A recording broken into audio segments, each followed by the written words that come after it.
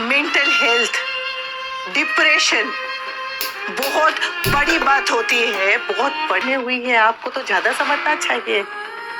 पराग जी ने कितने महीनों तक अपने आप को कमरे में बंद कर लिया था, किसी से मिलते नहीं थे, बात नहीं करते थे। ख्याति बेन हंसना भूल गई थी, अभी फिर से हंसना सीखी है। पूरी दुनिया से नाराज रहती थी। आर्यन के जाने के बाद इन दोनों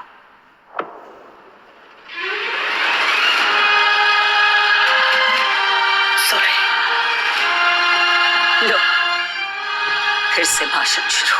आपको भाषण समझना है, जो समझना है समझिए, लेकिन मेहरबानी करके ये मेंटल हेल्थ और डिप्रेशन को ऐसे मजाक में मत लीजिए। इन शब्दों का इस्तेमाल ऐसे मत कीजिए, क्योंकि जिस पर बीतती है ना वही जानता है। अरे जब किसी का दुख हद से ज्यादा बढ़ जाता है ना और वो संभाल नहीं पाता तो वो डिप्रेशन में चला जाता है। वो खुद नहीं जानता कि उसके साथ क्या हो रहा है, तो परिवार को कहां से पता चलेगा। किसी ऐसे परिवार से जाके पूछिए जिन्होंने किसी अपने को खोया है इस डिप्रेशन की वजह से, मेंटल हेल्थ की वजह से। अरे बीमारी है, बहुत बड़ी बीमारी है जो दिखाई नहीं देती। तो किसी बीमार के साथ आप सहानुभूति जताएंगी या फिर उसका मजाक उड़ाएंगी? मेंटल हेल्थ का मजाक क्यों? उन शब्दों को ऐसे हल्के में क्यों इस्तेमाल करना? आपको लड़ना है लड़िए, नहीं आपको जो कुछ भी बोलना है बोलिए, लेकिन मेहरबानी करके इन शब्दों का इस्तेमाल मत कीजिए इस तरह से।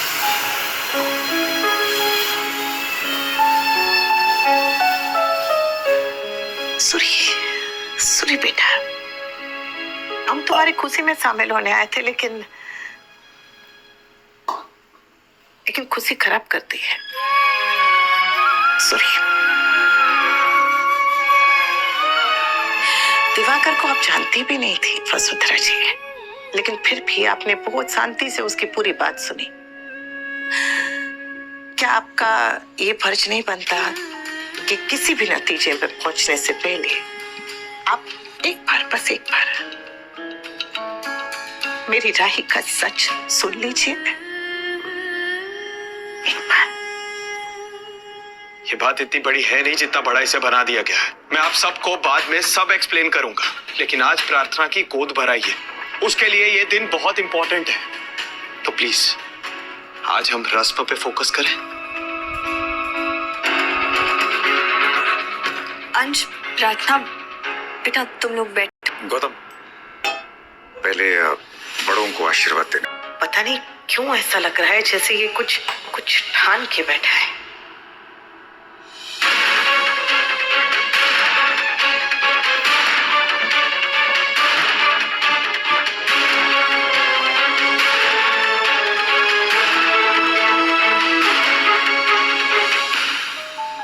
गिफ्ट में बॉम्ब तो नहीं होगा ना? बेबी शावर का रूल होता है कि सारे गिफ्ट उसी टाइम खोले जाते हैं, तो तुम दोनों भी खोल लो। हम भी तो देखें गौतम जी ने क्या दिया है। अरे खोलो और खत्म करो। ये पेपर किस चीज के पेपर है? मैं बता देता हूं, ये लीगल पेपर्स हैं जिसमें मुझे प्रार्थना के सिग्नेचर चाहिए। क्या लिखा है इस पे? हम बताते हैं।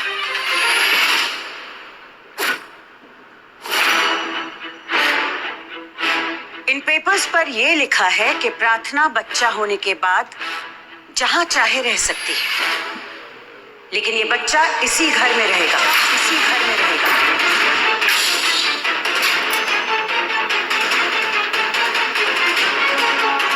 और इस बच्चे के नाम के आगे गौतम जी का नाम लगेगा, गौतम जी का नाम लगेगा, गौतम जी का नाम लगेगा।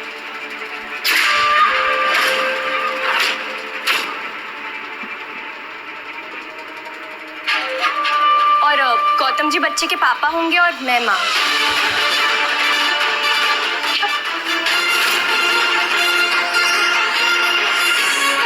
आप लोग सच में कमाल है। हाँ, हमारी बिगड़ी हुई घड़ी भी दिन में 2 बार सही समय बताती है, लेकिन आप लोग एक बार भी कुछ भी सही नहीं कर सकते क्या? आप लोग की सुई अभी भी उसी बकवास पे अटकी है जिसका कोई आधार ही नहीं है। अरे मुश्किल से रस्म शुरू हुई थी, फिर से अच्छे से कर लेते, बच्चों को आशीर्वाद दे देते, लेकिन नहीं, हमेशा कुछ ना कुछ गड़बड़ करनी है आप लोगों को।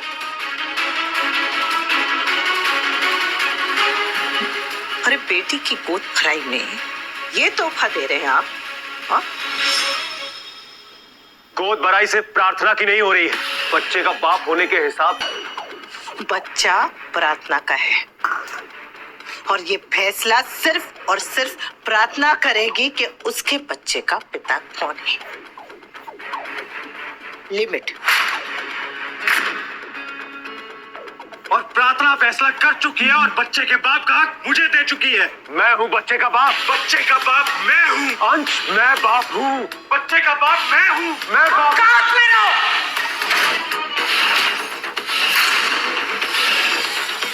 प्रार्थना वही करेगी जो हम कहेंगे। प्रार्थना बेटा, हम तेरे सगे हैं, तेरा भला चाहते हैं, लेकिन पता नहीं कि आप लोग के दिमाग में मेरी बात बैठती ही नहीं है। मैं 1000 बार बोल चुकी हूँ कि मेरे बच्चे का बाप अंश है। आप लोग को समझ में नहीं आ रहा है क्या? माँ मुझे यहाँ जबरदस्ती रोक के रखी है, आप लोग जबरदस्ती मेरा बच्चा रखना चाहते हैं। वक्त ही दिखाना था। ये खुशी का मौका, ये माहौल, ये मुस्कुराहटें, ये खुशी आपसे बर्दाश्त नहीं होती क्या वसुंधरा जी? जरूरी है कि हर बार आप हमारी खुशियों के मुंह पे तमाचा मारे। आज एक पराये के साथ मिलकर आपने अपनी ही पोती के पीठ में छुरा घोंप दिया। कमाल जी। जब मैं पहली बार आपसे मिली थी ना, तो मुझे लगा था कि आप अपने परिवार से बहुत प्यार करती हैं, लेकिन फिर धीरे धीरे पता चल गया कि आप तो सिर्फ और सिर्फ अपनी जिद और अपनी ईगो से प्यार करती हैं और किसी से नहीं। और अपने बच्चे का हक किसी और को क्यों दूं?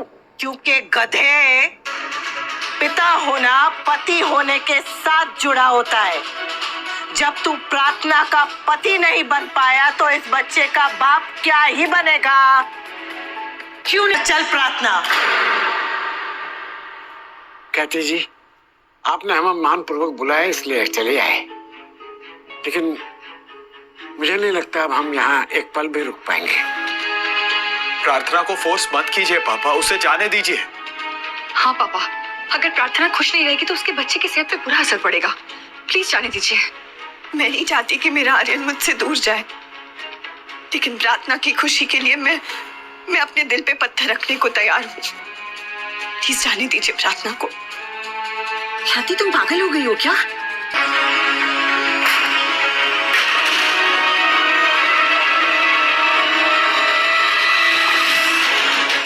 चलती हूँ। जय श्री कृष्ण।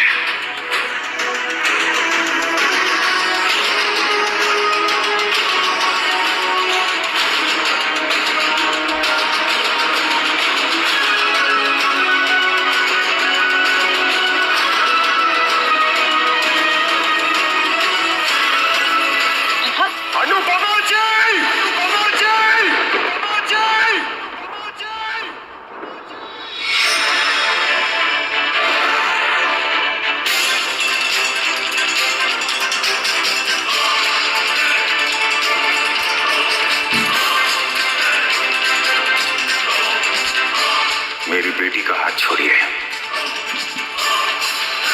नहीं छोड़ूंगी। तो जब आप मुंबई चली जाएंगी, मेरी बेटी का ध्यान कौन रखेगा? उसका पति।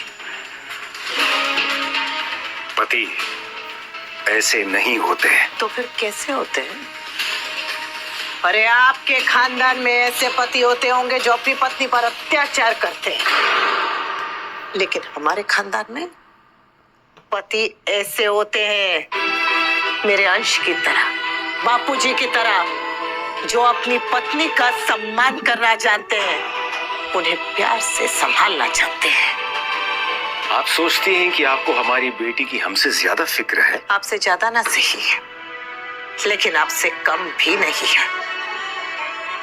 आप चिंता मत कीजिए परख जी, उस घर में आपकी बेटी का ख्याल रखने के लिए बहुत लोग हैं। मेरा अंश है, बापूजी, किंजल, सब लोग हैं। चिंता मत कीजिए।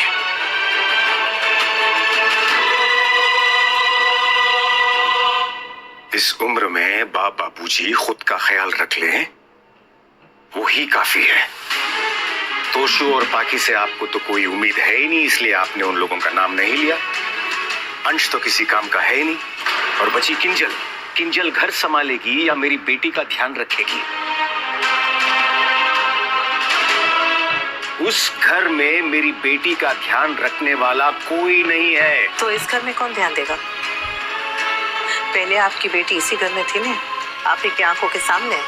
तब इसकी चोटों पर, इसकी चीखों पर, इसके दर्द पर किसने ध्यान दिया था? गलती हुई थी हमसे, लेकिन हम उस गलती को सुधार चुके हैं। अगर सुधार ली होती ना पराग जी, तो ये नीच आदमी यहाँ नहीं खड़ा होता, इस घर का दामाद नहीं बना होता, और आपकी आंखों के सामने आपकी बेटी को इसका बच्चा छीनने की धमकियां नहीं दे रहा होता।